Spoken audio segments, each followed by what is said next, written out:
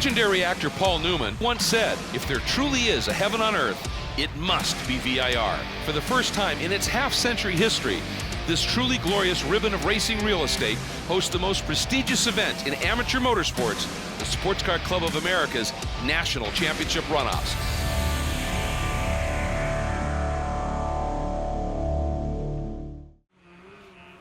Virginia International Raceway is a beautiful place on any day, but on a beautiful fall, late morning with the sun peeking through the clouds, it becomes downright glorious. And today it is going to play host for a run to a national championship for the Sports Car Club of America's National Championship Runoffs, and it's 56th running. And today it is Formula V. Hi, everybody. I'm Greg Creamer, joined by Andy Hollis. And I'll tell you, this is one of my all-time favorite classes. 1964 is when it came into existence. No aero grip, very little contact patch, so very little mechanical grip. This is a class that's all about feel. It's all about feel. It's all about momentum, Greg. Nothing says old school SCCA like Formula V. I love these guys. You're not going to see them anywhere else, but they're super popular, super inexpensive to run, and super tight competition. Absolutely. The cars look different. They're all powered by the same engines and all running the same suspension components, and that's what makes it fascinating. And a bit earlier, Ryan Marine took a look at who the key players might be today. Formula V. Formula V is one of the SCCA's oldest and most popular classes. It's an affordable open-wheel car, and many of the parts come off of a Volkswagen Beetle. With seven-time class champion Michael Verisons electing to compete in a different class this year, this field is wide open. So let's introduce you to some of the likely contenders. Up first is Andrew Widston. He's Sports Car Magazine's pick to win and has 2 second-place finishes in class on his resume. He's also the track record holder at VIR. Jonathan Weisheidt has 2 podium finishes in Formula V, but his last came in 1979. He's an automotive engineer in his day-to-day life. Mitchell Ferguson has made 6 runoff starts and recorded 2 top 5s and looking for that breakthrough podium. He was the winner at the VIR Super Tour event and is certainly a contender. Stephen Davis is a 2-time Formula V champion and class veteran. His last win came back in 1992, but he has 19 top 10 finishes in 32 starts. Laura Hayes will make her 4th start. She was not at the VIR Super Tour, but does have 2 Super Tour podiums in 2019. She works at the BMW Performance Center. And Donnie Isley. He's made 14 runoff starts and recorded 1 top 5. He has 2 Super Tour wins this year. A class veteran, his best finish at the runoffs came in 1987 at Road Atlanta. Here's a look at some of the key players, and of course they're going to be racing on an absolutely beautiful track, long, over 3¼ miles with 17 turns, and that will be the challenge that will be facing them in short order. And staged up down in the pre-grid, they are ready to go, and with them is the 3rd member of our broadcast team. Hi, Hayward. Good morning, guys. The sun has come out at VIR. The races this morning were under cloud cover. Now we have direct sunlight. This is going to be a very interesting race for all of these guys. As Ryan mentioned in the stand-up, Michael Verisons has been dominant in this class. He has moved on and has left everybody with a new lease on life in Formula V. I've been talking to those guys all week. Who are you partnering with? Who's your buddy? Who are you going to draft with? Everybody's staying tight-lipped. Everybody's saying that there's no friends after the first lap. Everybody wants to stay clean on first lap, but after that, it's every man for himself. The one big storyline in Formula V is brakes. Some of these cars have been converted to disc brakes. That's to help these cars be more easy to maintain. Your pole sitter is on drums, outside pole is on disc brakes. One to watch, keep an eye on Stephen Davis in the 8-0 car. He's on 6th on the grid. It's his best qualifying effort in almost a decade in Formula V. This is a new car for him. This is a car that was built to be a runoffs winning car about 10 years ago. The driver who had it ran it for 6 races, decided he didn't like it, stuck it in the barn. Steven found it, and he thinks he's got a real weapon for this race. All right, thanks very much, Hayward. And is a great story, and he's been sorting it. They had to do some hardship laps early in the event. was able to get that great qualifying lap. And for so many years, he ran his own design car, the Racer's Wedge. And now moving over to this one, he's going to be a player. The other one is that you take a look, the experience up in the front here. You've got two drivers, Siebenaler and Davis, 32 starts. You got Andrew Whitston, Andrew Thomas, 9 and 8. You've got a couple other guys, but then qualified fourth, Hunter Phelps-Barron, first runoffs. Absolutely. That's the cool thing about this class is the experience really does pay off, particularly when they get to racing. But qualifying was all about finding drafting partners, getting that perfect lap in, because a lap in the draft is worth easily a second to two faster than a lap without a drafting partner by yourself. So once they start racing, all bets are off. Well, and you heard, hey, we're talking about they want to get through that first lap clean, then it's mano a mano. But that's where racecraft could play a difference. And I think for Hunter Phelps-Barron and for Zach Whitston, who qualified in the 5th spot, this is only a second runoff start, opportunity to learn from some of the very best out there at this stage and then be ready to go after it late in the event. Sure. I want to follow up a little bit on that brake thing that Hayward was talking about, the new brakes. You would think that everybody would want to go to the modern technology, but a lot of these guys are used to knowing what to do for the drum brakes. And so the nice thing about the disc brakes, much more consistent. We're not going to see those little lockups, the little puffs of smoke that we used to see here in years past. The guys with the disc brakes won't have that. Absolutely. It's a little bit different dimension here. You just saw our tire rack pole sitter, Andrew Whitston. Talked about that, and the rest of the field will be setting out. Let's find out who they are. Starting second, Andrew Thomas Abbott. In the number 2, the Hoosier Auto Works Vector. Then the 72, making his 33rd start, Roger Siebenaler from North Hero, Vermont, in the Auto Works Carbotech Mysterian. Then the rookie we talked about, 113, Hunter Phelps-Barron. He will be out of Longview, Texas, in the Barron Racing Noble Engines Mysterian. Starting in the 5th spot, the number 21, Zachary Whitston, out of Austin, Texas, in the Whitmore & Associates Protoform. And then the gentleman that Hayward was talking about, the number 80, start 6, Stephen Davis, out of Danielsville, Georgia, in the Hoosier Butler Vortec. Then starting 7th, the number 15 of Brian Farnham, out of Medina, Ohio, in the northeastern Ohio region, in the Kearney Auto Works Silver Bullet. The 87 of Dennis Andrade, out of Silver Lake, Washington, in the D&D Racing Vortex. Starting 9th, the 61 of Jonathan Weisheit, out of Baltimore, Maryland, the Washington, D.C. region, in the JK Technologies machine. The number 8 of Jeff Lawhead, out of Darien, Illinois, in the Perfectly Planned Events Hoosier Vortex. Starting 11th, the 77. Rick Shields in the VSR Auto Works VDF, in the 52 of Mitchell Ferguson, 5th in last year's runoffs in the Porsche-sponsored Porsche GB4, starting 13th. Number 11, Russell Fredericks, out of Northport, New York, in his protoform, starting in the 14th spot, the number 30, Donnie Isley. Met him at the top, out of Fletcher, North Carolina, Central Carolina region. This is home for him in the sleeper sail trailer arm Agitator. Then starting in the 15th spot will be the number 75 of Andy Pastor, the V Sport Racing Auto Works entry, and the number 22, Laura Hayes, who we met earlier in here, Caracol. Starting in the 17th spot, the number 60 of Jeff Filipkowski, in the Automotive Safety Consulting Womer. And number 5, Ron Whitston, the third of the Whitstons, out of Neenah, Wisconsin, in the Subway Hoosier Protoform. And completing your top 20, starting 19th to 74, Stuart Delaney, in the LRE Noble Hoosier Caracol. And starting in 20th to 99, Gregory Burns from Moore, South Carolina, in the Maxima Racing Rolls Porsche. That is your top 20 as the field out on their pace lap as we are preparing for Formula V. Oh, and a problem early. The number 69, Dean Curtis, being pulled off track. The workers here doing a superb job of clearing that. Sad to see that happen after a long week. But how will things settle out in the run for the goal? We'll find out when we come back.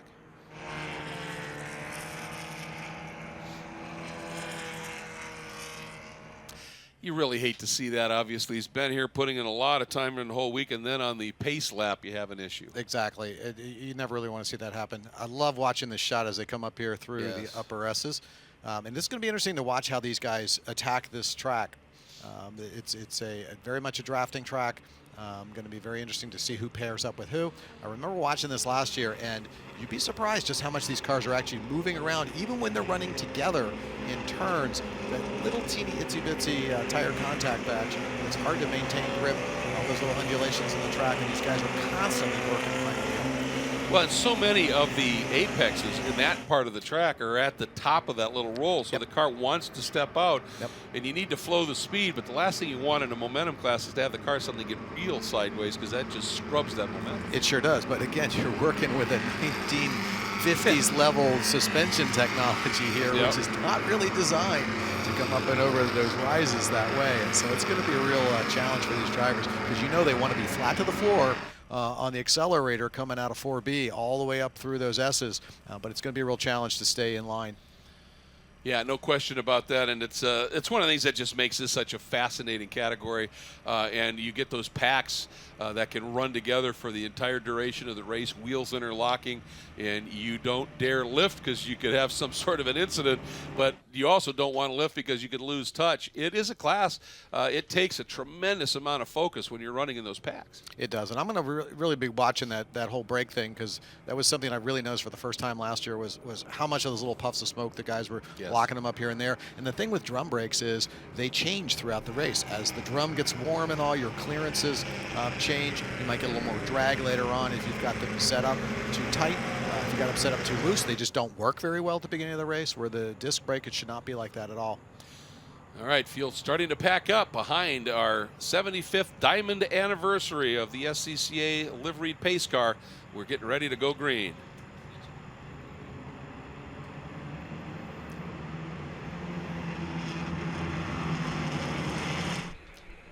Lights are out, pace car making its way in. Welcome back. Our coverage presented by Mazda of this 56th running of the Runoffs. The run for the gold in Formula V. Andrew Whitston, Andrew Thomas Abbott, your front row, leading him to the green flag. They are packed up. They are ready to go. And it's going to be fascinating to watch the duel going into the first turn in this very tricky first few corners. Whitston to the inside. Abbott on the outside. Everybody being, I think, a bit circumspect here, recognizing you got to get through this bit. Look at this big move to the outside, though, as Abbott trying to round out the outside. Contact in the middle of the field. 1, 2, 3, 6, 7 cars now involved. One of them is the number 80. We talked about Stephen Davis. He was caught up in that. That was and it looks like everybody may be able to continue. That would be spectacular in its own right, Andy. Yeah, these cars are very robust. That's one nice thing, being built out of production parts. The bodies are made of fiberglass. You don't typically make body-to-body contact, but we do look like we have one moving slowly through there. Yep, we saw that too. Hopefully, if he does have to stop, hopefully he gets pulled off in a fairly safe area. Having a look there at the 25 of Charlie Turner, who had started right at the back of the pack, but with all of that incident was able to move up. Let's watch it again. Right about middle of the pack here. The first 2-3 rows look like they're good. Little lock up there on the inside. Oh, for it was the Stephen car. Somebody absolutely got it wrong coming in. Can't pick up that number, but ended up in behind the curb and then bounced back onto the track right there. It's the number 52, I think. A lot of debris on the track there as well. Yeah. Those corner workers going to have to get that cleaned up. That was Mitchell Ferguson. Just got it wrong going into turn 1. And he's one of the drivers who did run in the championship run last year with a 5th place finish. So just not working there. And what it's allowed now, as you can see, you've got this pack up front of some 7 cars that are going to be out on their own. And Abbott, there's that draft you're talking about, and he pops to the inside. He sure does. And these guys are going to be, they're going to flat down through the straightaway, flat through 13, a little bit of a braking, and then have to slow down a little bit for 14, and then try to maintain that speed all down through the roller coaster and then hawk bend. There's the number 8 of Jeff Lawhead, as he picks up a spot as well, was the gold medalist at Mid-Ohio in 2004. He's been, that's what you find in this category, drivers that just stay in this class. They love it, racing for a long, long time. Oh, and behind. Long ride. Yeah. Can't tell who that was, just the helmet going off there. You're sitting very low in these cars. And notice the difference in the bodywork. These bodywork of these things, very small production. They're made by little guys, guys in garage sort of things. They're, some of them are professionally built, but they only make them in quantities of 6 or 5, or individuals doing them themselves. And they're all different. That's where those names come from. Exactly. That you see out there: Protofab, Mysterian, Caracol. All of those are. Everybody's got their own little deal on the car. There's the 113 of Phelps Barron, who sticks right in that top 5. The driver who went off was the 61 of Weisheit. Just floated it wide down through 15 and 16, gathered it up, was able to continue, but lost a lot of ground. And you saw Whitston as he came through. He turned to 221.4 and ramped the outside of Abbott and took that lead back. So your pole sitter, and that's part of the game here. When somebody makes the pass on that back straight, you just let them through, tuck in. don't lose any of that precious momentum, and when you find an opportunity, hope that they'll return the favor. And maybe the two of them can work away as you watch this field working through this wonderful section of track. There is Abbott. Yeah, you talk about working together. Big wiggle for Abbott there, coming through 10. You talk about working together, and these guys will use hand signals to do that, but some of them will also use radios. We saw that in SRF, and we're understanding that certain of the drivers here have radios, not to talk to their crews, but to talk to each other and get those groupings dynamically set up on track. Here we go again. You're going to see this. These two guys, if they play this game well, this is exactly what you want. Witston knows that Abbott's coming, lets him go, tucks right in behind, tries to get that little toe, hoping that that'll help him break it. But Siebenaler, awful lot of experience there in that third place, white number 72 of Roger Siebenaler. He says, I know this game, and he just tucked right in behind, knew where Witston was going, tucked in behind him as well. And good run early here for the 21 is Zachary Witston. He had a big win Saturday at the June Sprints in that fourth place, that blue and yellow number 21. He's a very quick young man. He's going to be a player in this race for sure. As they accelerate down the straight, you'll see little puffs of smoke coming out the exhaust pipe. Those motors are built super, super loose, and they'll blow by a little bit of oil. Oh, we got a car off there. That's car number 30, Isley. Yeah. Getting a run out of Hog Pen. Doing a little agricultural work there. Started back in the 14th spot and worked his way up a little bit. That's going to go away now. And the difference between you have to see the difference between the puffs of smoke on the upshifts, the downshifts, versus the brake lockups you'll see on a single wheel as they come into a turn.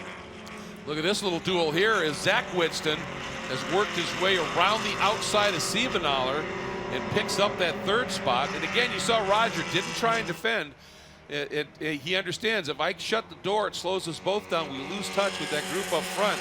But for Siebenaler now, he's got that young rookie, Phelps Barron, the number 113, right on his 6. Yeah, Phelps Barron having a killer of the year this year. He hasn't, again, not been at the runoffs before, but 3 wins out of 6 starts in the Super Tour competition here this year. So on a roll is Hunter Phelps Barron.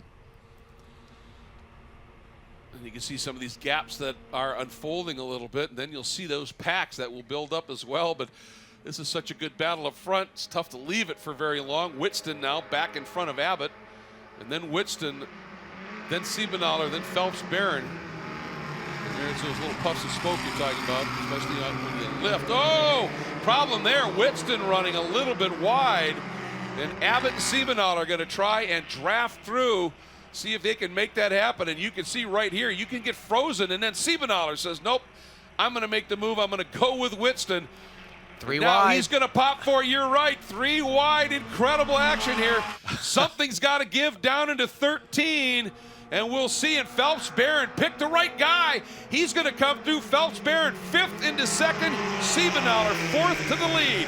That's the kind of racing you see in Formula V. Wow. That's exciting stuff right there. And that's what we were anticipating here with these long straightaways. There's effectively 3 straightaways on this track. And he made it work, and what a great duel, and that's the experience of Siebenaler and that rookie learning huge here at VIR.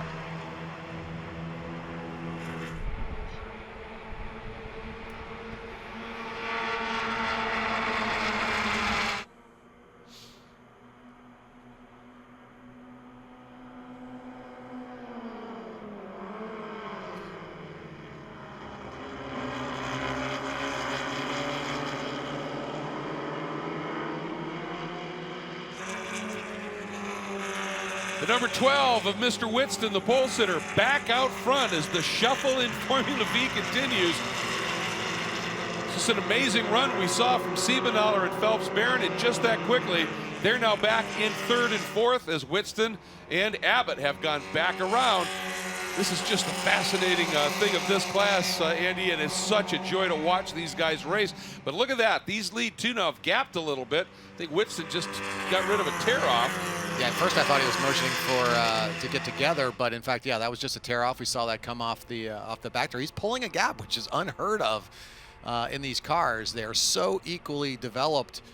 Very difficult to do that. Some of the bodywork will give a slight aerodynamic difference between the cars, but the motors pretty much make all the same power. These, by the way, are 40 horsepower motors from the stock factory configuration, but they can make 50% more power when they're massaged. Of course, that's still only 60 horsepower. Exactly, but these cars aren't very heavy. That's No, for they sure aren't. either. Just a little over 1,000 pounds with the driver in them. And this is huge here. Right now, Siebenthaler, Barron, and Whitston the second, I'll call him, the number 21 is Zach. They need to just run and draft back. They do not want to see Whitston and Abbott get away, and they're making a move at that right now. Now Abbott going to take the move, and Whitston just going to let him go, tuck right in behind, and this is Zach Whitston going from 5th to 3rd. Yeah, 2 cars will go faster than 1. 3 will go faster than 2, but not, the difference isn't that much more than 2 in a pair. Exactly. So that's why the leaders can continue to do that. And if you keep doing that leapfrogging thing, let the second guy take advantage of the draft, pull in front, and then on the next stretch, you trade places. You will continue to pull away from the guys behind you who aren't doing that tactic. The issue here is I'm really interested in these times when they come through to see where Zach Whitston, number 21, what kind of times he's turning, because making that move, and now you can see up front, Andrew tucks back around Abbott. Ooh, little lock up there from Zach, and Siebenthaler floats a bit wide as well. That's that inconsistency in the brakes. I don't know if that's one of the drum brake cars or not, but we saw 72 Siebenthaler having trouble right at the start with lockup, and he's definitely having some more trouble with lockup right there. Every one of those little, oh, and Zach Whitston, that big bobble. See, that's going to cost him big time to the group up front. And that's some of that new pavement there. It's on the outside of NASCAR Bend there. There's also some on the outside of Oak Tree, but these cars are so touchy going over that curb to get there that oftentimes it's not worth the trade-off, and certainly you got to be right on your marks to make it work for you. As you said, these aren't the most sophisticated suspensions in the world, and so it's one thing to just run the tire up over that little flat curb edge, but you get into those gators, and it just sets an absolute vibration through these things, and really could cost you some time. So this is a class you got to drive with great precision. You absolutely do. It's very much a finesse class. It's not brute force like we've seen some of the brown pounders come through those things and just dive over the gators. See that line, Siebenthaler likes to really be wide in 11, so he could flow more speed. But I'll tell you, Phelps Barron is the guy that really got the run there. But here's the story up front: Abbott, and now it's Whitston back in front of Abbott, and they've got a sizable margin. That's got to be almost 2 seconds. Yeah, that's huge for Formula V. It really is, and they're loving life right now. They're seeing themselves pull away. They're going to continue to work that tactic that they're doing, flip-flop back and forth down the straightaways, and they're going to keep pulling away from that. Good run here, that white number 81 of Alexander Bertolucci. He started in the 22nd spot. He is running up in 11th, and right in the middle of a huge battle here. He's one of the guys that really has made some serious progress up through this field, and it's some really good stuff here. He's going to follow through, try and make the move, see if he can sneak around the number 30 of a recovering Isley. You remember had that off a bit earlier. Not going to quite make it, and the number 23 of Rogers able to come through and just sort of shut the door, at least temporarily. Oh, nice move by Bertolucci, just ramps to the outside. He's through. He is indeed, and that is normally not a great passing opportunity there, but if the other guy makes a slight bobble. Ooh, like that. Oh, and there it goes. Yeah. That happens oftentimes. You get a little excited with that pass, and then you take it off on the next turn because you're going that much faster. Well, yeah, that's I learned that the hard way a couple of times. Your exit speed through that previous corner is much better than it was at any other point, and you can't brake at the same spot you were. And those little kind of moments happen. I want to also mention the 23 of Charlie Rogers has worked his way up from the 24th spot in the grid as we take a look at this moment again for Bertolucci. That's who he was running with. And one of the things you'll notice here, didn't get to the tire walls. Yep. One of the cool things about Virginia International Raceway, all this grass runoff, the track does as soon as you leave the surface dip down. So once you're off the surface, you're committed to being in the grass, but you've got a long ways to go before you hit the walls. Yeah, when it's dry. When it's dry, that's true. When it's a little damp, that whole dynamic changes. There's a look at Rogers, up from 24th right now into the top 10. That is a great day of racing in Formula V to make up 14 spots in an identical field, essentially. Sure is. Although, again, we can't put too much credence in the overall qualifying because, again, they were out there running in packs. Yep. What you do in qualifying isn't the same as what you do on race day. Yeah, especially if, yeah, as you said, if you don't have a partner, there's no way you get that lap that you really want. There's the 74 Delaney up in front. And the 75 of Pastor, that silver machine. There's Delaney in the car with the yellow stripe on the nose. And Rogers is right in the midst of right now. So Rogers was 10th, demoted to 12th. It happens that fast. It does. And this is another great example of SCCA club racing where you've always got somebody to run with you. Even though these guys aren't running for the lead right now, they've got a great race going on in and among themselves. And when this race is over and one of them's in front of the other guy, they're going to congratulate each other there in the pit lane. This is not normal for the number 2 of Abbott. That is much more smoke, and it is consistent. He's got some problem here, and Whitston wants to get out of that spray. Remember, he threw the tear off earlier, and now he may not have one, and he may have a visor full of oil. He had to get through. Yeah, that is not. I mean, they do dump a bunch of oil out, and in fact, after a Formula V race, there will be a little bit of slickness to the track for whoever comes up next. But yeah, that's not a normal amount right there. Although it does seem to have decent power. We'll watch it on the next straightaway, but I don't think it's going to stay that way. I think it's just going to continue to get worse. Yeah, it might not be necessarily oil from the engine. It might be an axle seal. Oh, wheel. And the question is, will it last for? Oh, and Siebenaller. Something broke. Yep, I thought I saw sparks under the right front corner of that car. And the wheel just went off at the exit between 4A and 4B there. So something he is parked. Yeah, he is. Something let go, or there may have been contact. So we'll have to check that out. But a couple of key players here. Abbott with serious smoke. Siebenaller from 3rd at the moment when it happened. Protect that with a local yellow, I'm pretty sure. Yeah, absolutely. Drivers have to get that car in a very dangerous position. Let's watch it happen. There's right behind. Yeah, he got on that curb, it snapped, and that right front corner broke. Yeah, it did. Sure. Look at that. In fact, that's a really good view there of that ancient VW Beetle suspension that the cars run on the front. Ooh, look at that tire. Heading up to the spectator row.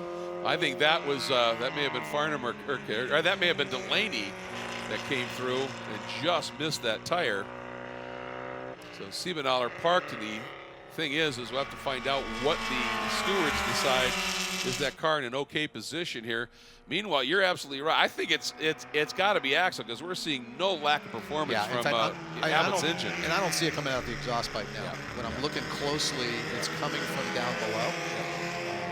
Cannot be helping the racing surface, but it is definitely smoke and it's definitely burning. And for Whitston, it's got to be driving him nuts because, little wiggle there, but as soon as Abbott goes by, whatever's coming out is getting all over his visor. Not only that, but it smells pretty bad too. Yeah, exactly. You have to inhale all See that him wiping stuff. again. He is indeed. That's a huge concern here. Whitson would love to be able to get back around, but Abbott, that's showing some pretty good speed. This is able to hold on now and actually lead down into turn 1 for the first time in a while. Whitston second. Then the battle behind, well, it's a good one between Phelps Barron and Zachary Whitston, duking it out for the final podium spot.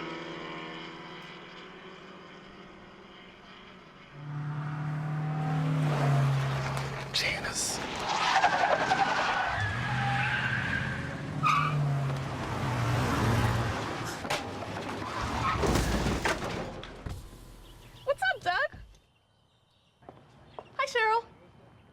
What got into you? At Sunoco, we know how to fuel peak performance. We've been doing it for American racing for over 50 years. Fuel your best.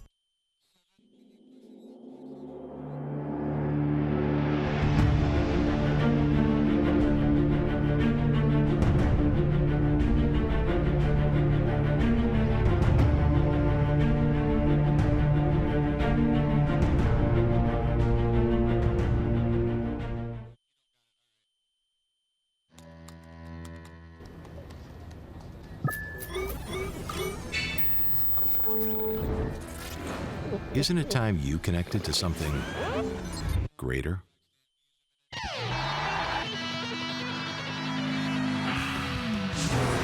Sometimes the best way to connect is to disconnect. This moment of escape was brought to you by Haggerty, for people who love cars.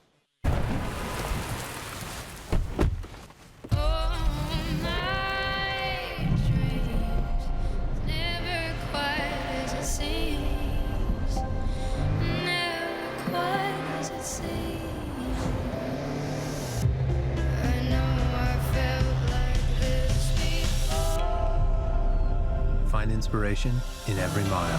The Mazda CX-5 with turbo. Feel alive.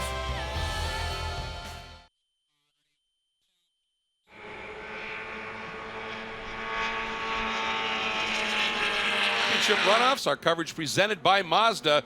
And you can see a little bit of a gap has developed here. The number 12 of Whitston, and then it is the second Whitston, Zachary Whitston, and Phelps Barron sitting in third.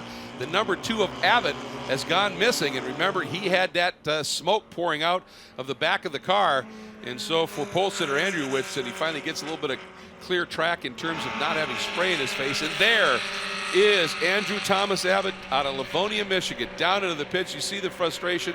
He knew he had a car that had the pace to do this. He sure did. Looks like a broken differential there. We saw the smoke coming out of it for a long time, and he's just, look at it, just crushed.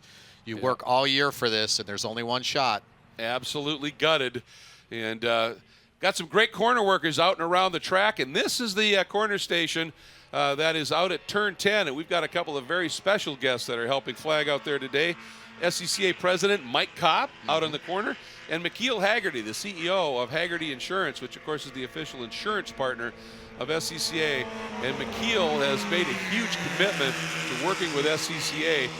We've talked about it a little bit here, to be able to create even more level of accessibility for people that want to give a try at motorsports, whatever capacity they want, even behind the wheel.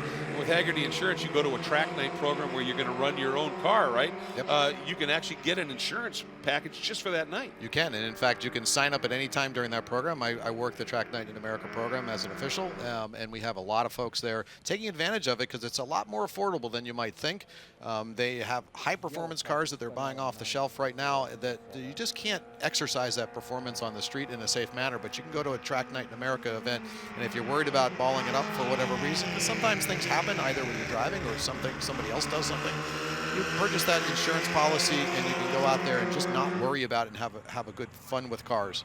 And that's what it's all about. And then if the hook is set and the bug is set, you can go ahead and make your move to the track, but it gives you the opportunity to do it for a fraction of a percent of the value of your car. It's just a remarkable program. And I'll tell you what, we just saw the problem for one of the guys who was awfully fast, William Thomas Abbott, standing by with Hayward. Andrew, do you know what let go on the car?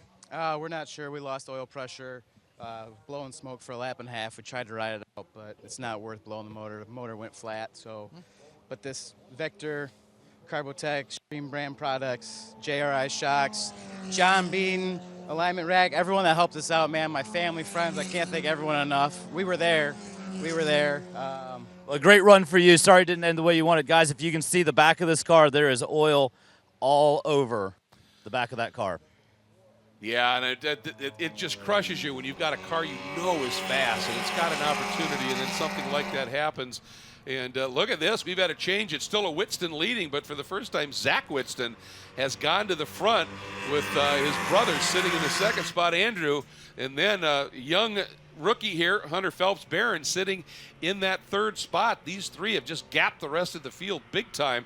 And you can see even Zach was just wiping that visor a little bit. I think every one of these guys was affected a little bit by the oil out of the back of Abbott's machine. Yeah, no doubt about that. Of course, Andrew Whitston, an 8-time champion, 2 times runner-up, most recent win there at Indy a couple years ago. Zach Whitston only won runoffs prior to that, but he won it. And 3 podiums out of 6 Super Tours this year, having a really good year. So any one of these guys could take it home. I'll tell you what, this time you just saw Andrew Whitston and Phelps Barron getting great runs out of 12. And they're going to come up and just slipstream right on by Zach here. And Phelps Barron trying to help push Andrew along and watch for Zach just tuck in behind. And if you get that done early enough, you can even make a counter move. It wasn't quite on for this one, but we've seen that happen certainly. And for these 2 Whitston guys at the prestigious June Sprints, one of the big events in SCCA national competition. They split the weekend, each of them winning Formula V, so they have had just tremendous pace this year. Yeah, but you know, there's only one gold medal there, Yeah, Greg. absolutely. And it's going to be interesting to see how that family dynamic works when it comes down to it. It's great that there's 3 cars involved here, though. All of them, and these guys are just going to keep working together, and now they've got a bit of a gap there, but for sure it's just these 3 guys, because it's what, 20 seconds now back to Hayes there in the 4th spot. And so this is your podium. The only question is, which order is it going to be in? Exactly, and Hunter Phelps-Barron looking real racy, but Zachary has come right back into the mix. It is a trio going for the 3 steps on the podium here at VIR.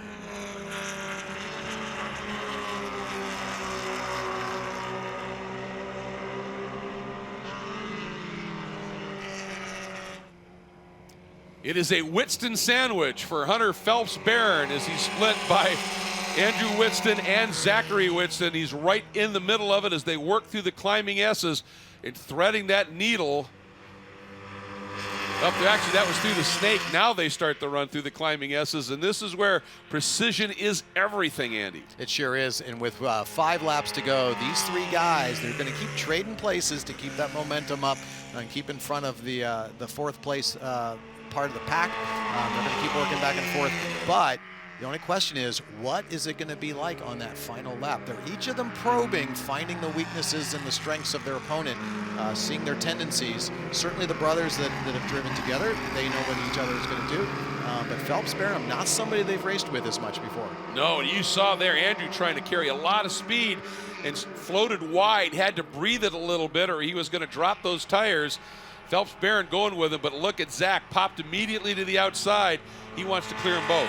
He does, but notice what's up here up front. We've got the back of the field. These guys are coming up now in the back of the field, so having to negotiate that other traffic is going to play a part here too. And look at that. That is going to be absolutely huge for Zachary to learn.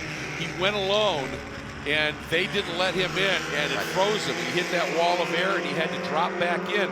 And I think we are seeing incredibly good evidence that you do not want to be the leader coming out of 12 on this last lap. That's part of the dynamic here. You do nice not. Point there.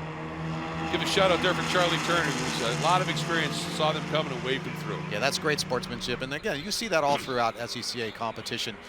Nobody wants to get in the way of somebody else's race. And at this point, that's what you do. That's not normally a place where you're going to be making a regular pass. So we got way offline so those guys could come through and maintain their momentum down this long front straight. This will be interesting for Zach here because we've seen grip around that outside on that little piece of sealant. Yep. I think he was thinking maybe I could ramp the outside here.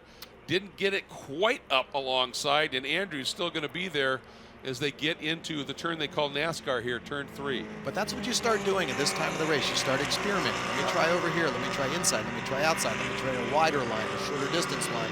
And maybe you can find a little something out there that you can utilize on that last lap. You see a little bit of a wiggle there, and Zach just losing that little bit of touch. He's got to smooth things out just a bit and get back into this group. This duo up front, or they're just going to start working together and driving away. And I'll tell you, I am mega impressed for a guy who doesn't have any runoffs experience. Hunter Phelps-Barron, he is showing some real racecraft here, the way he's running this. The 22 has pulled off. Problem there for Laura Hayes. She was one of the drivers we met early and worked her way up into that top 15 and the like, but a problem late in the going here. So we go back and check in on the number 75 of Pastores. Had himself a solid race here and has worked his way up into the top 10. That's Andy from Pastor from 15th on the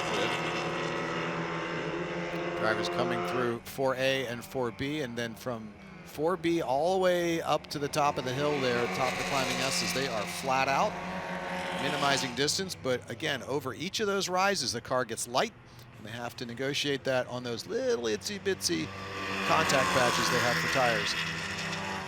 About a credit card's width is Pretty about all much. it is. So Pretty much. This is all about feel right now. Watch him come over the rise there. That's it. Car gets light. Stay with it. Flow it here, Very and then nice. here's that tricky turn 10. And you want to keep that wheel as straight as possible. Every time you turn the wheel just a little bit, you create some slip angle, which takes some of that grip, lose a little bit of energy in the tires, and the car slows down. We saw that on entry. Yep, see the rotation there by Filipkowski. That was excessive. This was extreme by the number 23 of Rogers from 10th. That's a shame. Playing out in the sandbox there. Yep. He wanted to do, but he'll gather up and keep going. Well, turn 11 is an incredibly tricky turn. You're carrying a lot of speed out of 10. You get into 11, you want to run that wider line. But you get off it just a little bit there. The back end wants to come around, and you've got to get through it well to get that run through 12. You do, Yeah. and it's really challenging with 12 as well, because when we talked about that exit gator there, and these cars, when they go over that exit gator, they want to use it all, but it upsets the car. It does, and we've seen what can happen there. And back up front, guess what? Zach Whitston has run them down again. They're covered by the proverbial blanket in the run for the goal.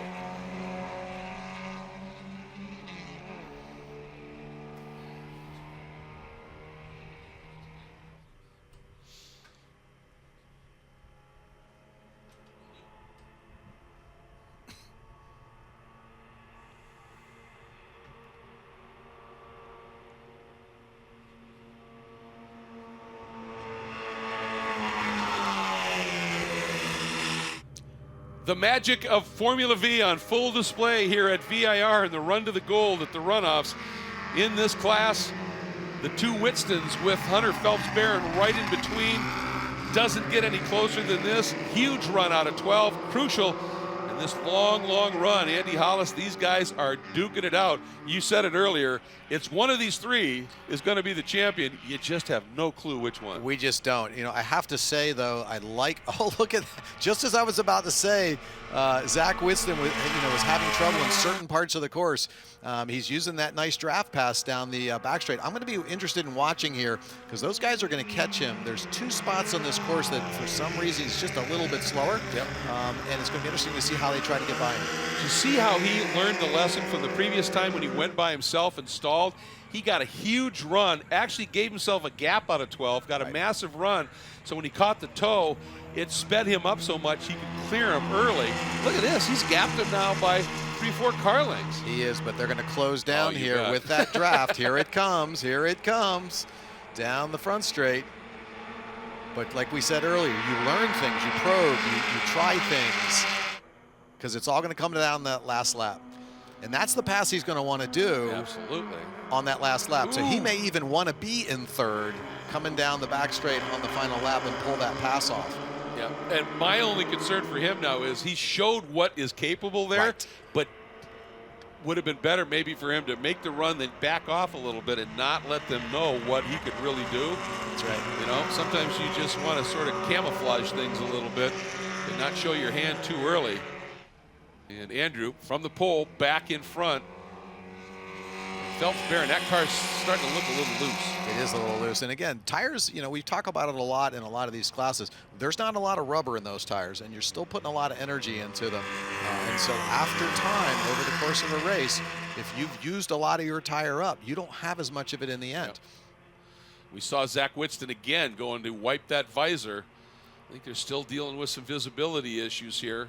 Well, all of these cars drop a little bit of, I shouldn't say drop it, but it's coming out the back. You see the blue smoke as they puff gears. They're built super loose, so there's reduction of friction inside the motor to create like another couple of horsepower here and there. They run them free. They run them free, that's right. They run them free. Loose is good when it comes to these motors. Super old school technology inside the crankcase there. Lap and a half to go, and Andrew Whitston, that last lap, was able to open up. That's the biggest margin we've seen one of the leaders have by himself for a while here. The question is, and look at Phelps-Barron. This is really smart. This guy recognizes I got to run. I could maybe pull out and do it, but if I stay here, we're going to push both of us right back up to the back. Plays it to perfection. He does indeed. Runoffs rookie, but certainly no spring chicken. Yeah, you take a look at what he's done this year. He made 12 starts in majors competition, won 6 of them, 9 podiums. Yeah. This guy's got racecraft. There's no question about it. It's just not a lot of runoffs experience. Yeah, and that's the key. It's running out there in Paxville. There, people. He may not have run with these guys, but he's run with guys like these guys. So he may not know their specific tendencies, but he knows how it works in pack racing here in Formula V. Well, I'll tell you, as Andrew Whitson picks up the white flag, though, once he gets into the roller coaster, he is really fast through that section of track. That could be what pulls this one out for him. That was the place where Zach was having trouble earlier, and I think Zach actually held up Phelps Barron on that lap, which is why Phelps Barron could not stay with Whitson. Had Zach not been there, I think Phelps Barron would have been right on Andrew Whitson. I was just watching Whitson all the way through turn number 1 to the exit and the approach to 2. See those front wheels were just moving. He was just sawing at the wheel. He is on the absolute limit of adhesion right now. And this is that feel I'm talking about. You get late in the race, tires are at their absolute worst at this stage, and you've got to be able to keep that car as smooth and fast as possible. That's the gift. Yep. So, you know, Greg, you were talking earlier. You said one of the things you might do is know you have it in the bank and don't show it. You know who hasn't left yet? Who hasn't led yet? Yeah. Phelps Barron. Absolutely. But he knows he can do it. So maybe he's the guy who's been the wily old facts and knows on this very last lap that it's going to happen. Well, it's all about patience at times, and then you've got to pounce when the opportunity. So here it is, up through 12, into 11 right now 12. Any mistake here is going to really hurt. The Whitstons get through well, Barron gets through well, a little bit of a breather, but I think Barron laid back. I think he wants this run. I think he saw what Zach Whitston did. Yep. But Andrew might be a little bit too far up. I think Zach was the blocker there and held back Phelps Barron's momentum through that turn through Oak Tree. Here we go. This may play directly, a little family dynamic here. Oh, 3. And we're going, there we go. You knew it was going to happen. 3 abreast, heading into 14. And it's Zach Whitston who's got the nose end, but Phelps Barron stuffs it down the inside. He cannot hang on to it, though. Whitston floats a little wide, and Andrew Whitson on the outside. This has been the piece of real estate. He's been wicked quick. Is he looking to set up an exit run out of hog pen? A wiggle by Zach Whitston. Does Hunter Phelps Barron have the opportunity now? And here comes Andrew. Who goes where? It is a drag race to the line. They are side by side. Look at Andrew Whitson from the outside. Pull the win. What a finish. That is incredible. I am cheering here for these guys. This is incredible action. Wow, what a win for Andrew Whitson. I don't think he thought that was going to happen that way for sure. 81 thousandths of a second, the margin of victory we're seeing here. Meanwhile, this battle's still going on as well. It's the number 8 of Lawhead, as he is, actually that's Charlie Turner who's let him through. So Lawhead running in the 6th spot.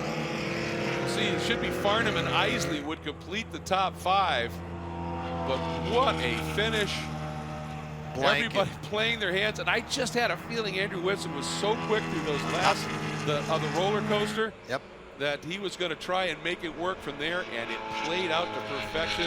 Farnham does come through, take home 4th in the number 15. The Isley, who had that off early, fought his way back to 5th, and there's Jeff Lawhead, the former champion in this category, coming through with a 6th place finish. But that finish, unbelievable.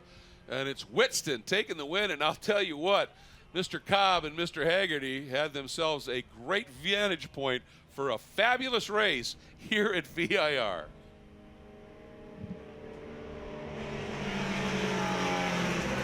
There they are, congratulating them. That's the wave. The corner workers salute the drivers, and if the driver knows what he's doing, he always waves to the worker. There's an old saying, no wave, no save. And you got it. You got that right. Yeah, they are the angels. That's the only way you can communicate with a driver in the race car to the corner. You know, you come over these blind crests, and if there's something out there unexpected, you want to know about it as soon as possible so that you can take avoidant action. Well, and that's the thing. Some of the flags the workers use are called command flags, the yellows, which say you can't pass, be careful. And then there's information, but that blue flag in a blind approach like turn 10, if there's somebody that has got a pack coming up on him, if he sees that blue, and technically the blue means check your mirrors. That's all it means. They call it the passing flag. Yep.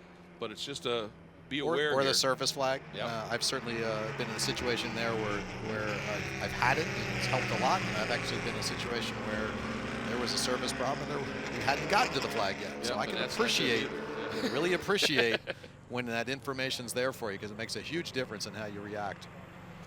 Wow, that was just a staggering run, and Andrew Whitston played that to perfection. Oh, he did, in fact. And I'm sure that wasn't planned out.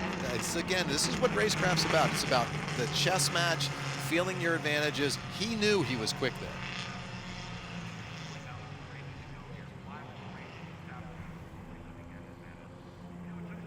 And I think Zach helped him a lot.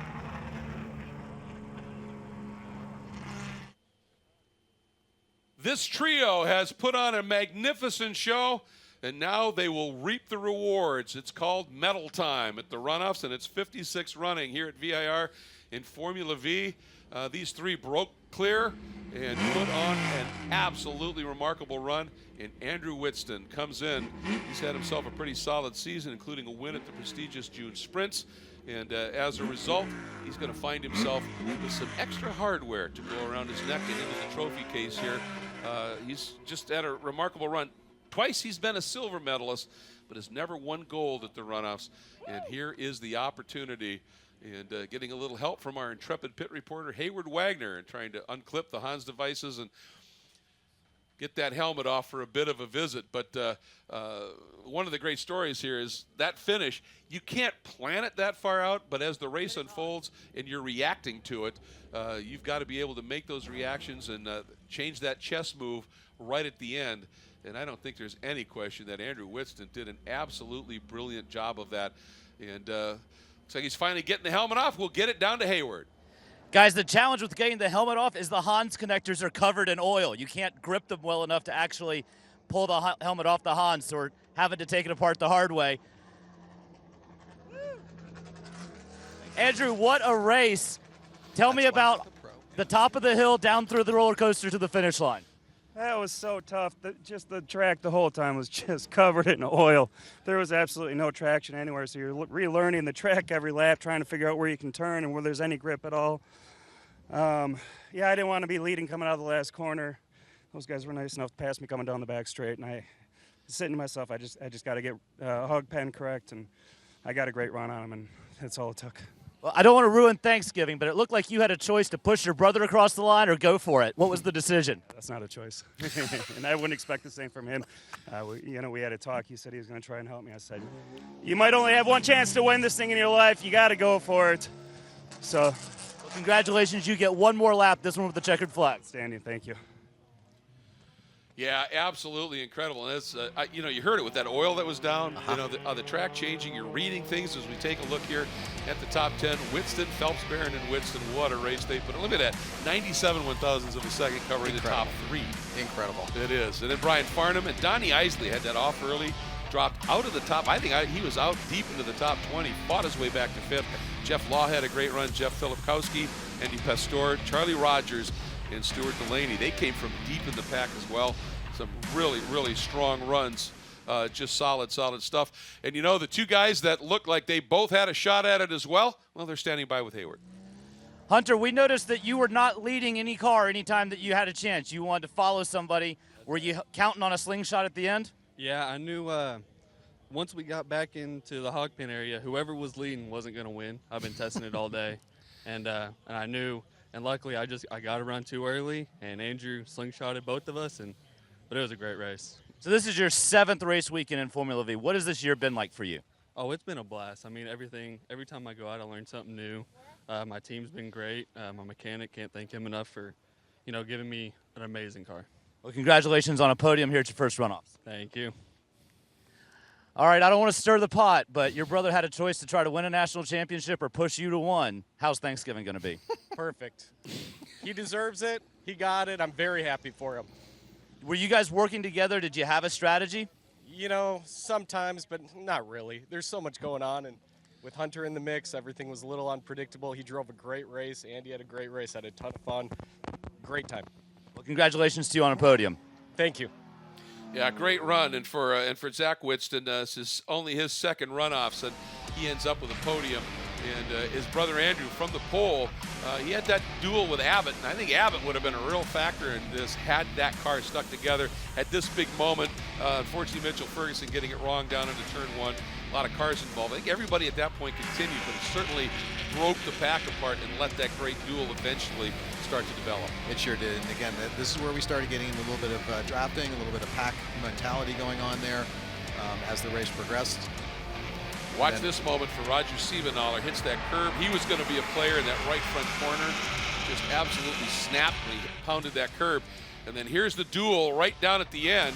And there's Andrew Whitson sitting in third. He's watching those two guys up front. And Whitson was so fast through the roller coaster and through hog pen. And you're sitting here looking at it going, yeah, this is going to be a tough one. It's down to those two guys at the front. And watch the run he put together through this last turn. Yeah, he was always quick down there through hog pen. And he played it to perfection here. Look at that. Just a little faster. That's what 97 one-thousandths of a second looks like from pole to checker with a lot of position changes in between. Andy Whitson, your champ. I probably need new tires. You do. What if they sold tires online? We do. We're TireRack.com. They could offer lots of tires We have so many tires. and help you find the right tire. It's called the Tire Decision Guide. Oh, and they could ship them to a nearby mechanic. We shipped over 7,000 independent recommended installers. This is an amazing idea. Sorry. TireRack.com, the way tire buying should be.